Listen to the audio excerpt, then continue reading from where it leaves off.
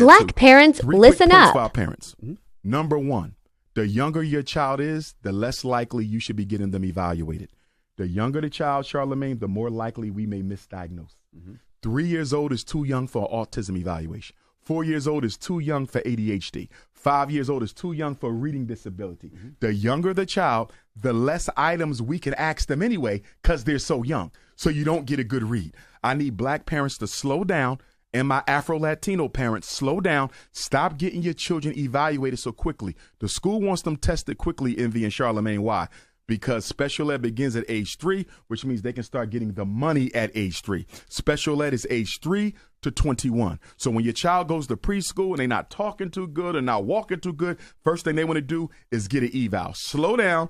Give my child a chance to show me what he can do. Because if you go looking for an evaluation, you're going to get a diagnosis, because that's how they get paid, by giving out the diagnosis. Notorious B.I.G. said what? More money, more problems. Well, in the world of mental health, more problems, more money. So slow down on the eval. Number 2, do not get your child evaluated for ADHD, conduct disorder, ODD, emotional disturbance, or intermittent explosive disorder. I'm going to say it again. If you're black, do not get your child evaluated for ADHD, conduct disorder, emotional disturbance, intermittent explosive disorder, because it only leads to what? Medication. America has no answer for a black or Afro-Latino kid diagnosed with one of them syndromes. They're going to put them on drugs. And if you decide to discontinue the medication, Child Protective Services will be called and they will confiscate your children. It's called medical neglect, and it's one of the fastest reasons black parents are losing their children to foster care.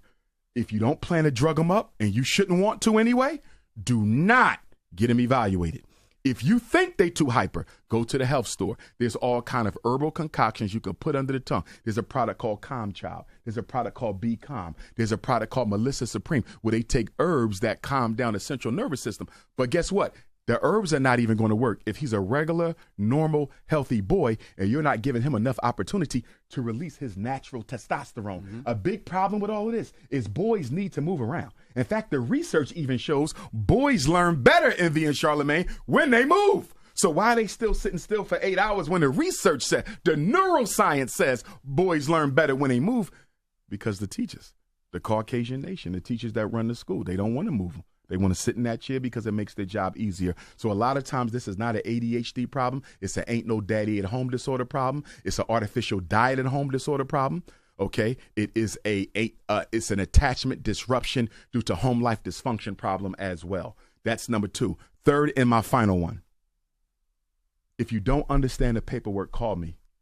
Parents are signing off on evaluations they didn't read. They signing off on diagnoses they don't agree with. If you don't think your child is retarded, why did you sign? If you don't think they need special ed, why did you sign? Stop signing paperwork you don't agree with and you don't understand. That's what Dr. Umar said. I will make time to look at your paperwork. Stop signing, because they signing our kids away into full-time special ed and they don't even realize it. And you got to go to these IEP meetings. If you're going to put your child in special ed, take care of your child. I got black parents put their kids in special ed, white ones too, but I'm talking about our community, put their kids in special ed and never go to an IEP meeting for 12 years. Now he's about to graduate, Charlamagne. Guess what? He can't read.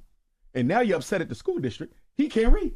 How many IEP meetings you went to since you put him in special ed? First of all, he should have never been in special ed in the first grade because he's too young for special ed. But if you're going to do it, at least look out for the child. We got to do a better job of protecting our kids from the special education to prison pipeline. Because when I go speak in these jails, and I speak regularly in the prisons, I always ask the inmates to raise your hand. How many of you was in special ed? Damn near every hand go up. Black, white, brown, yellow, and white. Every hand goes up just about. You see what I'm saying? Special ed causes more problems than it solves. Most of our kids just need a tutor. To that point, how many of our kids are reading books this summer?